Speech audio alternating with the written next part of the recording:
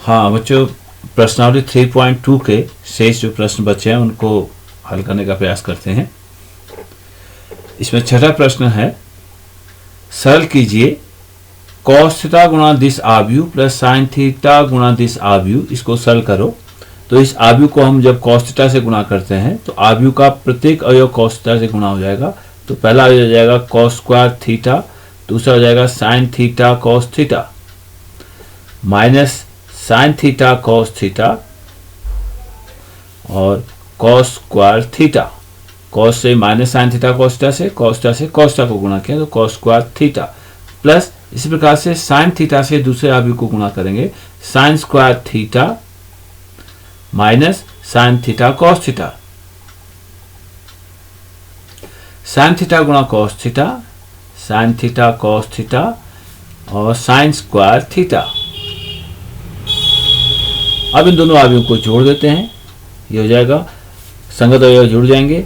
cos square theta धन sign square theta, प्रथम अवयव ये हो गए। और प्रथम पंक्ति के दूसरे अवयव sine theta cos theta minus sine theta cos theta और ये आया minus sine theta cos theta. इसमें संगत अवयव हो जाएगा plus sine theta cos theta और cos square theta plus sign square theta बराबर। अब ये दोनों कट गए, sine theta cos theta minus sine theta cos theta minus sine theta cos theta plus sine theta cos theta, ये cancel हो गए। यहां बचा हमारे पास sine square theta plus cos square theta, यहां पर 0 बचा और यहां पर 0 बचा और ये बचा sign square theta plus cos square theta. हमें पता है कि sign square theta plus cos square theta 1 0 0, sign square theta plus cos square theta 1। तो ये आव्यूह को सरल करने के बाद मिला।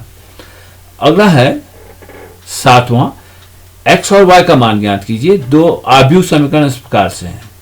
ये सातवें सवाल का दूसरा भाग है। इसी प्रकार से पहला भाग भी होगा जैसे हम दूसरे को कर रहे हैं। 2x plus 3y equal to 2 3 4 0 एक आव्यूह है और 3x प्लस 2y ये भी दो आव्यूह होंगे। x और y दो आव्यूह होंगे जिनकी कोटि वही होगी जो इन आव्यूहों की है, यानी इसकी कोटि 2/2 है, इसकी कोटि 2/2 है, तो x और y की कोटि भी 2/2 की होगी और ये द्वितीय कोटि का वर्ग आव्यूह होगा। तो इन आव्यूह समीकरणों को हमें हल करना है जैसे हम युगपत समीकरणों को हल करते हैं उसी तरह से। पहले x और y में से किसी एक का हम विलोपन कर देते हैं।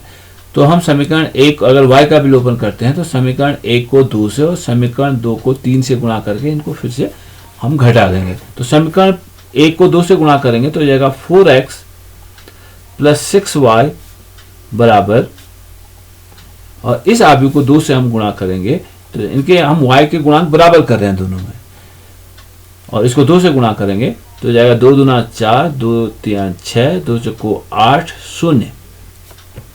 और दूसरे समीकरण को 3 से गुणा करें क्योंकि y के गुणांकों को हम बराबर कर रहे हैं तो हो जाएगा 3 3 9y धन 6y 9x धन 6y बराबर 3 से गुणा किया तो 3 दूना 6 माइनस 6 माइनस 3 प्लस 15।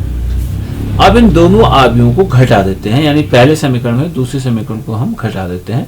जब हम घटाएंगे तो हमें दिख रहा है यहाँ पर जब हम घटाते हैं इसको, ये माइनस हुआ, ये माइनस है, ये माइनस है, ये दोनों कट गए तो जो हो जाएगा माइनस 5x बराबर, इन दोनों आव्यूहों को घटा देते हैं। 4 6 8 0 आव्यूह में से दूसरा आव्यूह घटाना है 6 माइनस 3 15।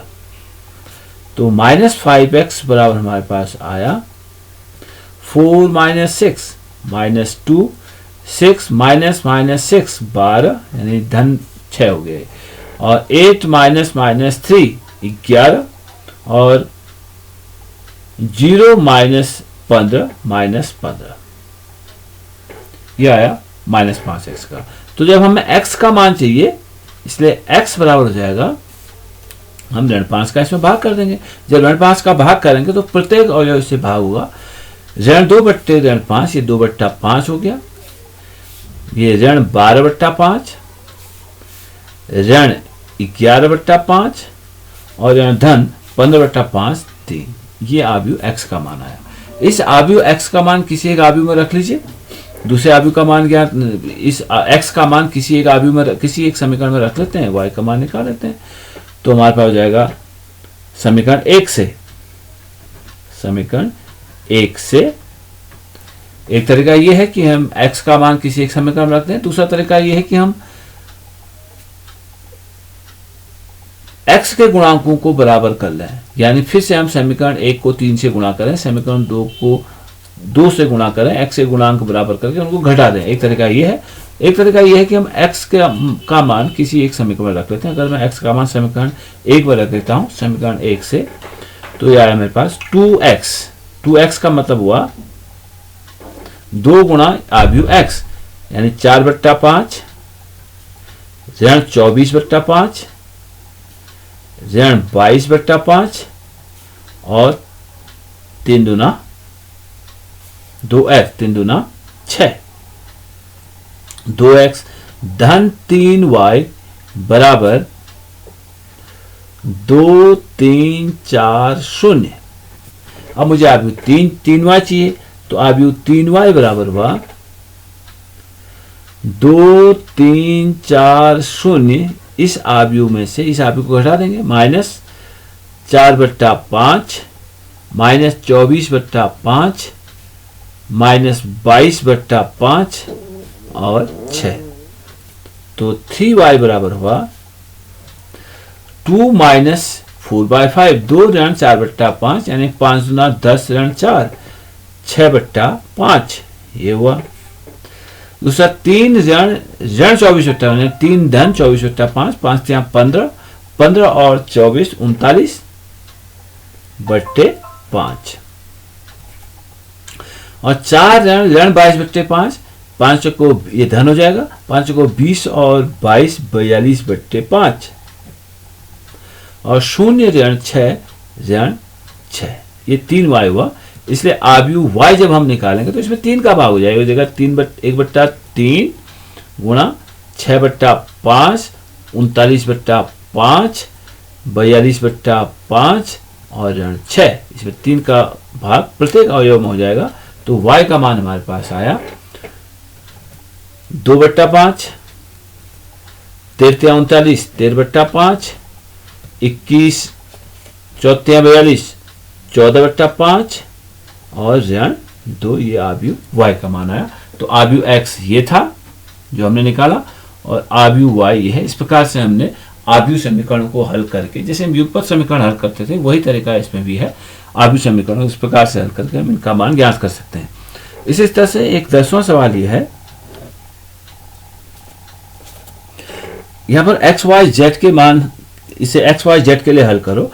तो आव्यूह समीकरण ये है 2 गुणा आव्यूह x z y t x z y t धन 3 गुणा 1 -1 0 2 बराबर 10 5 बराबर 3 गुणा 3 5 3 5 4 6। ये आव्यूह है, ये आव्यूह समीकरण है। इनसे हमें x y z और t के मान ज्ञात करने हैं। तो ये आव्यूह हो गया, 2 से हम गुणा करेंगे तो हो जाएगा 2x 2z 2y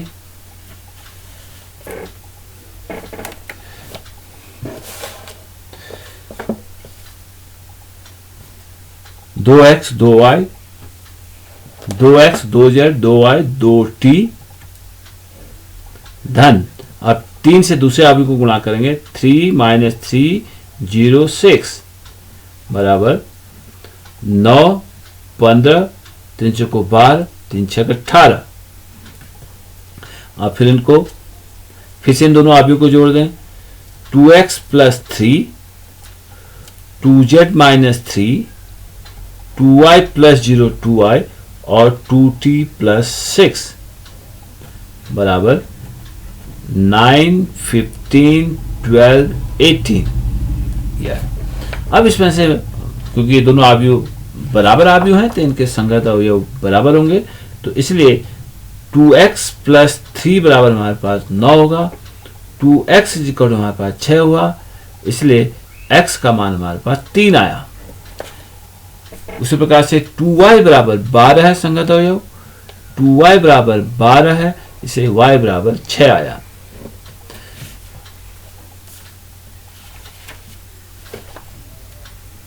अब हमें मान चाहिए z का। 2z माइनस 3 संगत अवयव है इसका, बराबर 15, इससे 2z बराबर 15 3 18, z बराबर 9। तो इसे हमें t चाहिए, तो 2t प्लस 6 बराबर 18, 2t बराबर 18 ऋण 6 12 और t बराबर 6। ये x y z और t के मान निकले। इस प्रकार से हम इनको निकालते हैं। ये आव्यूह समीकरणों को हल करके हम इस प्रकार से इनको सॉल्व करते हैं। अब इसमें 13वां सवाल देखिए।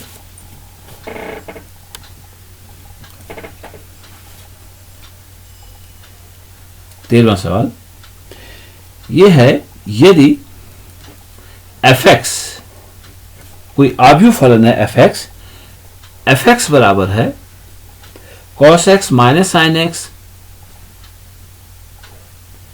0, साइन x cos x 0, 0 0 1, तो हमें सिद्ध करना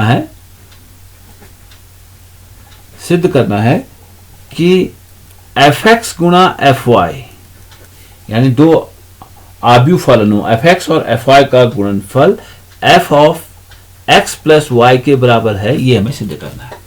ठीक है, कोई आव्यूह फलन है f(x) cos x minus sine x 0, sine x cos x 0 और 0 0 1, तो हमें दिखाना है कि f(x) इंटू fy बराबर f of x plus y के बराबर होता है, ये हमें सिद्ध करना है।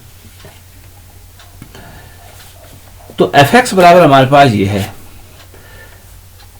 LHS से स्टार्ट करते हैं। LHS f(x) इंटू fy का मतलब हुआ, f(x) का मतलब ये आव्यूह फलन, इसमें चर x है, तो f(x) का मतलब आव्यूह हो गया cos x minus sine x 0, sine x cos x 0, 0 0 1, ये f(x) हुआ। और fy जो है यही फलन, इसमें चर बदल के x जगह y हो गया। फलन वही है, रूल वही है, मतलब x किससे संबंधित है, इस आव्यूह से संबंधित है, तो यहां y भी इस आव्यूह से संबंधित होगा, केवल इसमें चर बदल जाएगा। तो fy बराबर हो जाएगा cos y, ये cos x था तो ये cos y हो जाएगा, cos y minus sine y 0, sine y cos y 0 0 0 1, जो अचर है वो अपनी जगह पर रहेंगे और चर जो है x से y में बदल जाएगा, वो fy हो जाएगा। अब इन दोनों को गुणा करते हैं, बराबर, जब इन दोनों आव्यूहों को, ये 3/3 का आव्यूह है, ये भी 3/3 का वर्ग आव्यूह है, इनका गुणनफल संभव है, तो जब हम गुणा करेंगे तो प्रथम पंक्ति से प्रथम स्तंभ को गुणा करके संगत अवयवों को जोड़ देंगे। पहला हो जाएगा cos x गुणा cos y, cos x cos y minus sine x minus sine, ये cos x से cos y को, माइनस साइन x से साइन y को, minus sine x sign y, sine x sign y, और 0 into 0 0 हो गया। ये पहला अवयव हो गया। दूसरा अवयव, पहली पंक्ति से दूसरे स्तंभ को गुणा करेंगे, दूसरा अवयव हमें मिलेगा, ये हो जाएगा minus cos x sign y, cos x sign y। दूसरा अवयव minus sine x cos y, minus sine x cos of y, और तीसरा अवयव 0 गुणा 0 हो गया। अब पहली पंक्ति का तीसरा अवयव निकालना, तो पहली पंक्ति से तीसरे स्तंभ को गुणा करेंगे, तो cos x गुणा 0 0, माइनस साइन x गुणा 0 0 और 0 गुणा 1 0, यानी तीसरा अवयव पहली पंक्ति का 0 हो गया। अब आते हैं दूसरी पंक्ति में। दूसरी पंक्ति के लिए पहला अवयव जब निकालेंगे तो दूसरी पंक्ति से पहले स्तंभ को गुणा करेंगे, तो वो पहला अवयव आएगा, हो जाएगा साइन x गुणा cos y, sine x cos of y, इसे इसको गुणा किया, plus cos x sign y plus cos x sign y। अब दूसरा अवयव चाहिए, तो दूसरी पंक्ति से दूसरे स्तंभ के अवयवों को गुणा करेंगे, minus sine x sign y minus sine x sine y और plus cos x cos Y plus cos x cos of y और तीसरा अवयव शून्य हो जाएगा, शून्य से आप शून्य को गुणा करेंगे 0 हो जाएगा। और अब तीसरा यानी इसी में तीसरा जो है साइन एक्स से आपने माइनस साइन एक्स को गुणा किया, कॉस एक्स के कॉस वाई को गुणा किया और 0 से 0 को गुणा करेंगे। अब दूसरी पंक्ति का तीसरा अवयव लिखेंगे साइन एक्स गुणा 0, कॉस एक्स गुणा 0 और 0 गुणा 1 0, यानी ये अवयव भी शून्य हो गया। अब आते हैं तीसरी पंक्ति का जब अवयव लिखेंगे तो पहले स्तंभ को गुणा करेंगे, 0 गुणा कॉस वाई 0, 0 गुणा साइन वाई 0, 1 गुणा 0 0 हो गया। अब दूसरा अवयव चाहिए, तीसरी पंक्ति का दूसरा अवयव, तो दूसरे स्तंभ को गुणा करेंगे, 0 गुणा माइनस साइन वाई 0, 0 गुणा कॉस वाई 0 और 1 गुणा 0, ये भी 0 हुआ। अब तीसरी पंक्ति का तीसरा अवयव लिखेंगे तो हो जाएगा तीसरी पंक्ति से तीसरे स्तंभ को गुणा करेंगे, 0 गुणा 0 0, 0 गुणा 0 0, 1 गुणा 1 1, तीसरा अवयव हुआ। अब इसको जरा सरल करें, बराबर cos x cos y minus sine x sine y, cos ए कॉस बी माइनस साइन ए साइन बी, ये होता है cos of x plus y का फॉर्मूला है, cos A cos B minus sine A sine B, cos of A plus B. अब इसमें जैसा minus बाहर ले लेते हैं तो ये हमारे पास आता है cos x sine y plus sine x cos y, ऐसे हो जाएगा। मैंने दोनों में से माइनस बाहर कर लिया तो ये भी प्लस हो गया, ये भी प्लस हो गया और लास्ट अवयव है पहली पंक्ति का शून्य। अब दूसरे में आते हैं, sine A cos B plus cos A sine B, sine x cos Y plus cos x sine Y, sine A cos B plus cos A sine B, ये हो जाता है sine of x plus Y, sine of x plus Y. दूसरा अवयव, इसमें से भी minus अगर हम बाहर ले लेते हैं या आगे पीछे लिख लें इसे एक बार, माइनस लेने की जरूरत नहीं है, cos x cos y minus sine x sine y, यह है cos x cos y minus sine x sine y और अंतिम अवयव है शून्य। तीसरी पंक्ति में आते हैं, 0 0 1 इसके अवयव है, बराबर या cos of x plus y, ये भी कुछ ऐसे फॉर्मूला देखा, cos a sin b plus sin a cos b, minus बाहर से था, ये भी यह कहें sin a cos b plus cos a sin b, तो यह है हमारे पास sin of x plus Y, sine of x plus y ये भी है और यह है कॉस ए कॉस बी माइनस साइन ए साइन बी, ये हो जाएगा cos of x plus y और इसके अवयव हैं 0, पहली पंक्ति का तीसरा अवयव 0, दूसरी पंक्ति का तीसरा अवयव 0 और तीसरी पंक्ति का अवयव है 0 0 0 और 1। अब एक देखिए, यदि f x is equal to हमारे पास इस प्रकार से है कि ये चर अगर x है तो एफ एक्स बराबर है cos x minus sine x 0। यदि हम एफ वाई लिख रहे हैं तो ये x की जगह कॉस वाई हो जाएगा, सिंपली x की जगह y चर बदल जाएगा, फलन वही है, यानी जो रूल यह है कि x किससे संबंधित है, cos x minus sine x 0 से, प्रथम पंक्ति में, तो एफ वाई किससे संबंधित होगा, cos y minus sine y 0।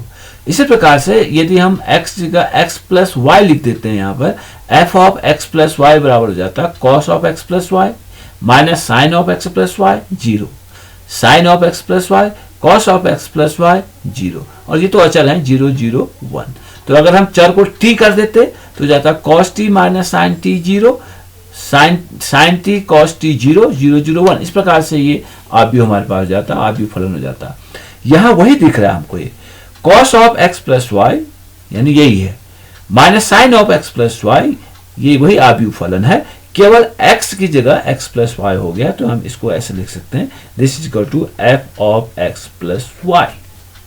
ठीक है, f of x plus y का मतलब हो जाएगा, इसी में एक बार आप देखें, इसे ये लिखने की जरूरत नहीं है, आप समझने के लिए इसे देखिए कि ये आंसर यही तक है, इसका समझने के लिए देख लीजिए। f of x plus y का मतलब क्या हो गया, f of x plus y का मतलब हो गया एफ एक्स बराबर हमारे पास है cos ऑफ x, तो f of x plus y बराबर हो जाएगा cos of x plus y, और माइनस साइन एक्स तो जाएगा minus of sine of x plus y, और फिर तीसरा अवयव अचर है शून्य।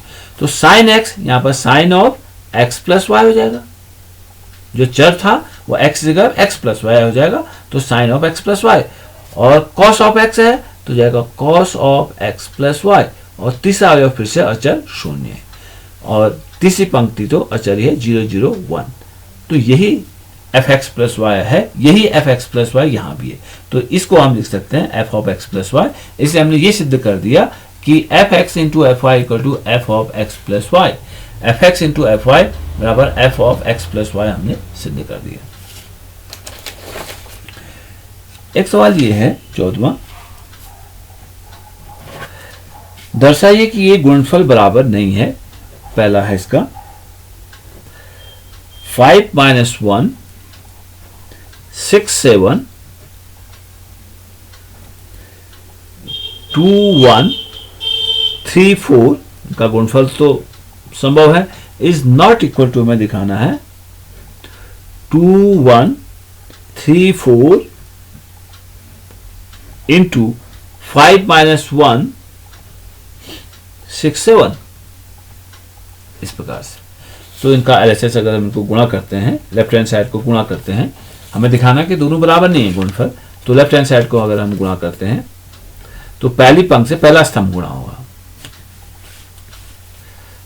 पहली पंक्ति से पहला स्तंभ गुणा होगा, यानी 5 × 2 10, 5 × 2 10, ऋण 1 × 3 ऋण 3, ये पहला अवयव है। यानी पहली पंक्ति से पहले स्तंभ के संगत अवयवों को गुणा करके जोड़ देंगे तो पहला अवयव होगा। अब पहली पंक्ति से, यानी पहली पंक्ति के अवयवों निकालते समय पहली पंक्ति से ही गुणा करेंगे, तो अगर पहले स्तंभ को गुणा कर रहे हैं तो पहला अवयव, दूसरे स्तंभ को गुणा कर रहे हैं तो दूसरा अवयव, अगर इसमें और स्तंभ है तीसरे को गुणा करेंगे तो तीसरा अवयव।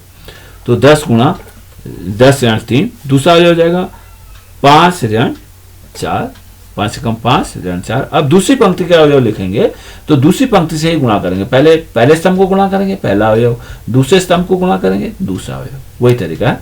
तो 6 × 2 12 धन 7 3 21। अब दूसरी पंक्ति, दूसरा अवयव चाहिए दूसरी पंक्ति का, तो दूसरे स्तंभ को 6 कम 6 धन 7 को 28, तो ये बराबर हुआ 7 1 12 21 33 और 34। और आरएचएस क्या है? आरएचएस बराबर है हमारे पास 2 1 3 4 इंटू 5 - 1 6 7। हमें यह दिखाना है कि आव्यूह गुणन जो है क्रमविन्याय नियम का पालन यहां नहीं कर रहा है, ये दिखाना है आपको। तो ये बराबर हुआ हमारे पास, इनको गुणा करते हैं, बराबर पहली पंक्ति से पहला स्तंभ हम गुणा करेंगे, 2 पंचे 10 धन 1 6 6। फिर दूसरा अवयव, पहली पंक्ति से दूसरा स्तंभ 2 × ऋण 1 ऋण 2 धन 1 × 7 7, दूसरा अवयव। अब दूसरी पंक्ति से पहले स्तंभ को गुणा करेंगे, दूसरी पंक्ति के अवयवों को लिखने के लिए 3 पंचे 15 धन 4 6 24, दूसरा अवयव 3 × ऋण 1 और 4 × 7 4 7 28। तो ये योग हो गया हमारे पास 10 6 16,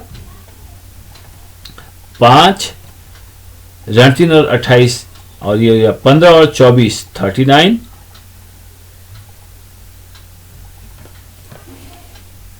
और 28 ऋण 3 25।